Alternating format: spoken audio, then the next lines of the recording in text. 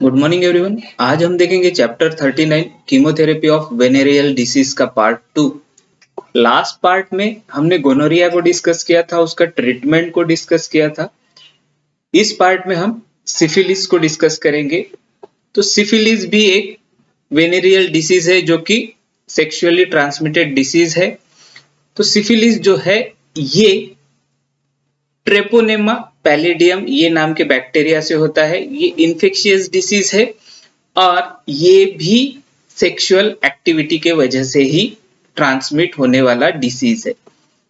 तो syphilis is most commonly spread through sexual activity. तो syphilis ये सेक्सुअली ट्रांसमिटेड इन्फेक्शियस डिसीज है और ये तभी स्प्रेड होता है जब सेक्सुअल एक्टिविटी होता है। इट में transfer from mother to baby resulting in congenital syphilis. तो ये जो सिफिलिस इन्फेक्शियस डिसीज है ये मदर से उसके बेबी को भी हो सकता है। अगर कोई प्रेग्नेंट वुमन है और उसे सिफिलिस हुआ है तो चांसेस है कि उसके बेबी को भी सिफिलिस इन्फेक्शन हो जाए। तो ऐसा काइंड ऑफ इन्फेक्शन को हम बोलेंगे कंजेनाइटल सिफिलिस। मींस जो बेबी है उसे बाय बर्थ ही सिफिलिस ये इन्फेक्शियस डिसीज रहेगा। जो भी डिसीज बाय बर्थ होता है उसे हम कंजेनाइटल डिसीज बोलते हैं। तो कंजेनाइटल सिफिलिस ये बच्चों को होता है और ये बाय बर्थ होता है और ये जो है उसके मदर से उसे आता है क्योंकि मदर जो है ऑलरेडी इन्फेक्टेड है with syphilis. The sign and symptoms of syphilis vary depending in which of the four stage it present। तो सिफिलिस के जो साइंस है एज वेल एज जो सिम्टम्स है ये वेरी होते रहते हैं और ये डिपेंड करते हैं कि पेशेंट के अंदर कौन सा स्टेज चल रहा है। तो इसकी 4 स्टेजेस होती है जिसमें प्राइमरी स्टेज होती है, सेकेंडरी स्टेज होती है, लैटेंट स्टेज होती है और एक टर्शरी स्टेज होती है। तो वन बाय वन हम उसे देखते हैं। प्राइमरी स्टेज, तो प्राइमरी स्टेज में क्या होता है, this stage classically present with a single, ये थोड़ा इसका प्रोनाउंस सुन लीजिएगा, शंकर, ठीक है, शंकर इसे बोलते हैं। तो CHANCE, चांस, ये आपने सुना होगा। तो चांस में जो CE होता है, CE के बीच में R है तो इसे बोलते हैं शंकर। और शंकर का दूसरा मीनिंग है सोअर। तो सोअर अल्सरेशन जो होता है जो कि पेनलेस नॉन स्टिकी अल्सरेशन होता है, ये प्राइमरी स्टेज में पेशेंट में दिखता है जिसे सिफिलिस इन्फेक्शन होता है। तो प्राइमरी स्टेज में पेशेंट के अंदर सोअर और शंकर दिखेगा। शंकर जो है ये सिंगल भी होता है, कभी कभी एक से ज्यादा भी होता है और ये अल्सर जैसा होता है जिसमें पेन नहीं होता, पेनलेस होता है और नॉन स्टिकी इन नेचर होता है। तो प्राइमरी स्टेज में ये कंडीशन पेशेंट में दिखता है। अब ये जो है शंकर और ये जो अल्सर है ये कहाँ होता है, स्पेशली जहां से सिफिलिस पेशेंट के अंदर गया हुआ है, मींस जैसा कि ड्यूरिंग सेक्सुअल एक्टिविटी वजाइना या फिर माउथ, वहां पे ये अल्सर प्रेजेंट होता है in case of primary stage में। उसके बाद सेकेंडरी स्टेज में a diffuse rashes occur on palm of hand and sole of feet.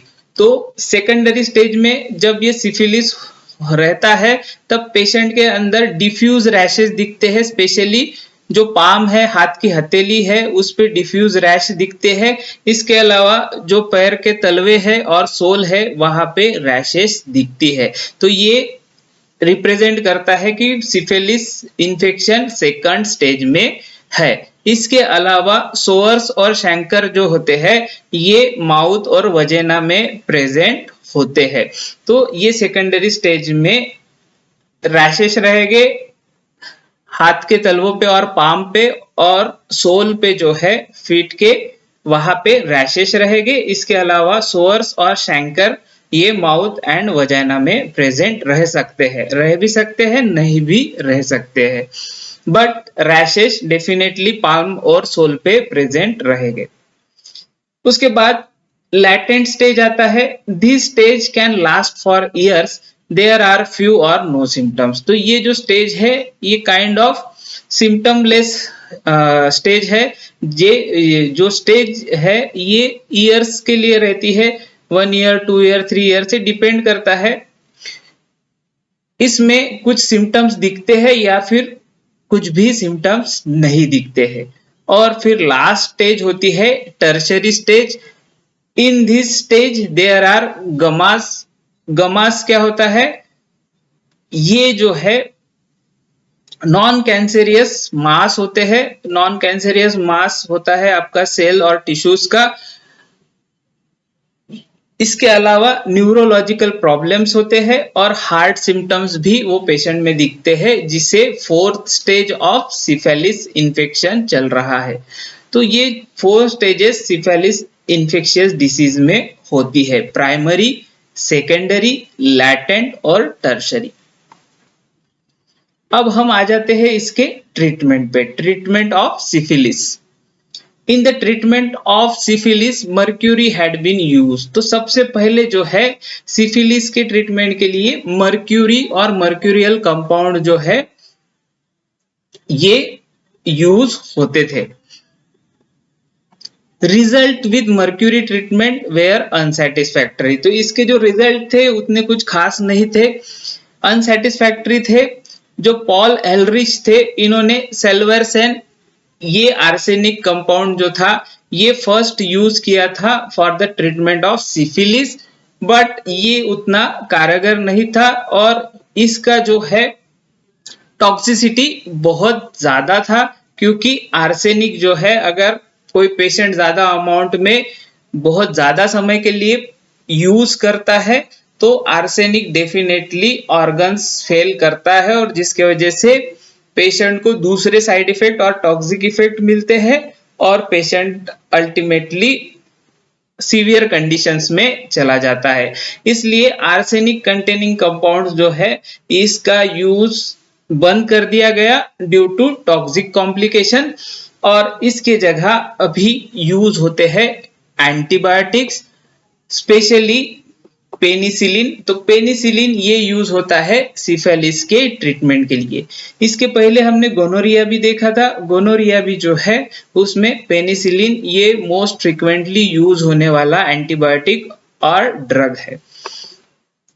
तो पेनिसिलिन जो है ये एक्ट करता है as a curative in early symptomatic syphilis. जो अर्ली सिम्टोमेटिक सिफिलिस होता है उसमें पेनिसिलिन हम दे सकते हैं एज अ क्यूरेटिव एजेंट। इससे पहले भी हमने गोनोरिया में देखा था कि भाई एज अ सुपर इन्फेक्शन करके गोनोरिया पेशेंट में भी सिम्टोमेटिक सिफिलिस दिखता है। तो ऐसे कंडीशन में penicillin as a curative treatment करके हम उसे दे सकते हैं। इसके अलावा एक्वायर्ड एंड कंजेनाइटल सिफिलिस में भी पेनिसिलिन हम दे सकते हैं। तो एक्वायर्ड मींस जब हमारा लाइफ चल रहा है, वो लाइफ के कोई भी एज में अगर हमें ये सिफिलिस इन्फेक्शन होता है उसे हम बोलेंगे एक्वायर्ड इन्फेक्शन, और जो बाय बर्थ से होता है उसे हम बोलेंगे कंजेनाइटल इन्फेक्शन। तो इसके लिए भी एज अ क्यूरेटिव ट्रीटमेंट करके पेनिसिलिन का यूज होता है। इसके अलावा अगर कोई मदर को सिफिलिस इन्फेक्शन हुआ है और उसका जो बेबी होने वाला बेबी है उसको सिफिलिस ना हो, उसके लिए भी एज अ प्रिवेंटिव ट्रीटमेंट करके पेनिसिलिन दिया जाता है। जब सिफिलिस का इंक्यूबेशन पीरियड चलता रहता है तो ऐसे कंडीशन में भी पेनिसिलिन दिया जाता है, और ये पेनिसिलिन जो है ये एब्जॉर्प्टिव करके काम करता है। मींस ये पेनिसिलिन बॉडी में अकुमुलेट होते रहता है और जैसा ही आपका जो डिसीज है डिसीज को धीरे धीरे क्योर करने का काम करता है। इसके अलावा अगर समझिए कोई रिलेटिव है और रिलेटिव के सॉरी कोई पेशेंट है और उसके रिलेटिव को अगर वो पेशेंट से मिलना है तो as a prophylactic treatment means कि वो जो रिलेटिव है उसे सिफिलिस ना हो पाए, इसके लिए हम वो रिलेटिव को एज अ प्रोफाइलैक्टिक ट्रीटमेंट करके भी पेनिसिलिन एज अ ड्रग दे सकते हैं। तो प्रोफाइलैक्टिक ड्रग क्या होते हैं कि बिफोर इन्फेक्शन ही हम एज अ प्रिवेंटिव मेजर करके वो ड्रग को ले लेंगे। तो penicillin as a preventive measure करके हम और जो भी रिलेटिव है पेशेंट का वो ले लेगा before interaction with that patient. तो पेशेंट से इंटरेक्शन होने से पहले ही एज अ प्रिवेंटिव मेजर करके वो पेनिसिलिन को एज अ ड्रग ले लेगा। Treponema pallidum is one of the most penicillin sensitive organism. तो ये खास बात है कि पेनिसिलिन को बहुत ही ज्यादा सेंसिटिव है ट्रिपोनेमा पैलिडम। ये जो ट्रिपोनेमा पैलिडम है जो कि बैक्टीरिया है जो कि रिस्पॉन्सिबल है सिफिलिस के लिए, ये बहुत ही ज्यादा सेंसिटिव है पेनिसिलिन के लिए, इसलिए पेनिसिलिन बेस्ट चॉइस है for the treatment of syphilis. For optimum therapeutic effect, the duration of exposure of the organism to the penicillin should be for a longer period from 7 to 14 days। तो ये तो drug जो है penicillin ये बहुत ही ज्यादा effective है against Treponema pallidum और इसका थेरापेटिक इफेक्ट जो है वो ऑप्टिमम मिलना चाहिए। सिफिलिस का जो स्प्रेड हुआ है पेशेंट के अंदर वो कम होना चाहिए सिफिलिस इन्फेक्शन। इसके लिए पेनिसिलिन का जो एक्सपोजर है वो पेशेंट के अंदर लॉन्ग पीरियड के लिए होना चाहिए, जिसके वजह से पेनिसिलिन जो है ये ट्रिपोनेमा पैलिडम बैक्टीरिया के साथ ज्यादा इंटरैक्ट हो पाएगा और ज्यादा उसे किल कर पाएगा। तो मिनिमम 7 to 14 डेज जो है पेनिसिलिन वो पेशेंट को देना चाहिए, जिसके वजह से पेनिसिलिन जो है वो ट्रिपोनेमा पैलिडम के साथ इंटरैक्ट होके उसे किल करेगा। इसके अलावा सिफिलिस इन्फेक्शन को वो कम करेगा। तो इसमें भी procaine penicillin G in oil with 2% aluminium monostearate, जिसका शॉर्ट नेम हमने गोनोरिया के इसमें ही देखा था, PAM मीन्स प्रोकेन पेनिसिलिन जी जो है ये ऑयल में सस्पेंड रहता है और उसके अंदर 2% एल्यूमिनियम मोनोस्टेरेट भी प्रेजेंट रहता है और इसका कॉन्सेंट्रेशन होता है 3 लाख यूनिट पर ml। तो ये जो है ये कॉन्सेंट्रेशन का प्रोकेन पेनिसिलिन जी ये यूज करते हैं for the treatment of syphilis. तो ये जो ड्रग है इंट्रामस्कुलरली दिया जाता है। इंट्रामस्कुलरली प्रोकेन पेनिसिलिन जी ये पेशेंट में दिया जाता है और ये एज अ रिपोजिटरी करके काम करता है, मींस धीरे धीरे जो है ये मसल से ब्लड में रिलीज होता है और अपना इफेक्ट दिखाता है अगेंस्ट सिफिलिस इन्फेक्शन और ट्रिपोनेमा पैलिडम बैक्टीरिया। तो यहाँ पे हमारा सिफिलिस पार्ट खत्म हुआ है। If you like the video then share and subscribe my channel. Thanks for watching. God bless you.